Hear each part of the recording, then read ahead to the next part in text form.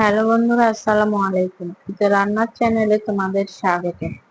আজকে শেয়ার করছি একদম সহজ ও সুস্বাদু ডিম দিয়ে বুটের ডাল রেসিপি। প্রথমে বুটের ডাল খুব ভালো করে ধুয়ে 1 ঘন্টা ভিজিয়ে রেখেছি। এরপর পানি দিয়ে ডালগুলো প্রায় 80% মতো সিদ্ধ করে নিয়েছি। এখন ডালের তরকারিটা রান্না করার জন্য চুলায় একটা পাতিল বসিয়ে তেল দিয়ে দিচ্ছি পেঁয়াজ কুচি, ফালি করে রাখা কাঁচামরিচ। এখন কাঁচামরিচ আর পেঁয়াজ তেলের সাথে কিছুক্ষণ নরম করে ভেজে নিচ্ছি।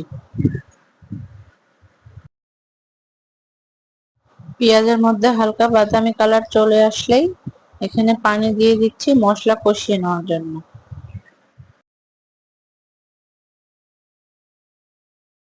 এখন একে একে সব মশলার উপকরণগুলো দিয়ে দিচ্ছি। 2 চামচ করে দিয়ে দিচ্ছি হলুদ, শুকনা মরিচের গুঁড়া, স্বাদ মতো দিয়ে দিচ্ছি লবণ, 2 চামচ দিয়ে দিচ্ছি আদা রসুনের বাটা। এখন মশলা খুব ভালো করে কষিয়ে নিচ্ছি। এখানে তেজপাতা দিতে ভুলে গিয়েছিলাম, 2টা তেজপাতা টুকরো করে দিয়ে দিচ্ছি। মশলা আবারও খুব ভালো করে কষিয়ে নিয়ে এই পর্যায়ে এসে এখানে দিয়ে দিচ্ছি আলু। আলুগুলোকে একটু ছোট ছোট টুকরো করে কেটে ধুয়ে নিয়েছি। এখন মশলার সাথে প্রথমে আলুগুলোকে কষিয়ে সিদ্ধ করে নিব।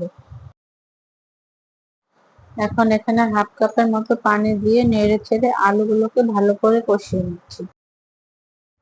এভাবে কিছুক্ষণ নেড়ে চেড়ে কষিয়ে নিতে পানি শুকিয়ে গেছে, আলু খুব ভালো করে কষানো হয়ে গেছে, আলু সিদ্ধ হয়ে গেছে।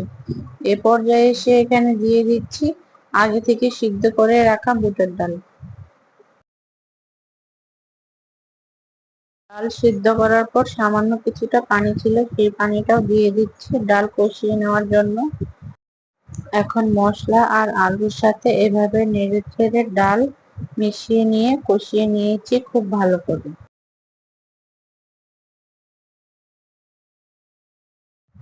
ডাল পুরোপুরি সিদ্ধ হয়ে গেছে, কিছু ডাল গলে গিয়েছে আর কিছু ডাল আস্ত রয়েছে।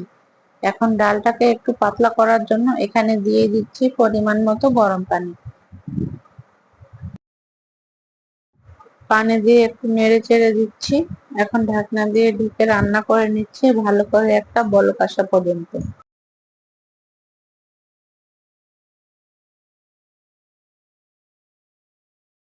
কিছুক্ষণ পর ঢাকনাটাকে তুলে নিচ্ছি, তরকারি খুব ভালো করে বলক চলে এসেছে।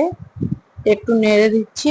এ পর্যায়ে এসে এখানে দিয়ে দিচ্ছি ভেজে রাখা ডিমগুলোকে সামান্য হলুদ আর লবণ দিয়ে ভেজে নিয়েছিলাম। সবশেষে দিয়ে দিচ্ছি ভাজা জিরার গুঁড়া। এখন আবারও সবকিছু একবার ভালো করে নেড়ে চেড়ে মিশিয়ে নিয়ে চুলা অফ করে চুলাতে বসিয়ে রাখছি আরো কিছুক্ষণ, এতে ডালটা আরো কিছুটা ঘন হয়ে যাবে। তৈরি হয়ে গেল সহজে ও সুস্বাদু ডিম দিয়ে বুটের ডাল রেসিপি। আশা করছি রেসিপিটা ভালো লাগবে। ফিরে আসবো অন্য কোনো রেসিপি নিয়ে ইনশাআল্লাহ। সেই পর্যন্ত সবাই ভালো থেকো, সুস্থ থেকো। আল্লাহ হাফেজ। আসসালামু আলাইকুম।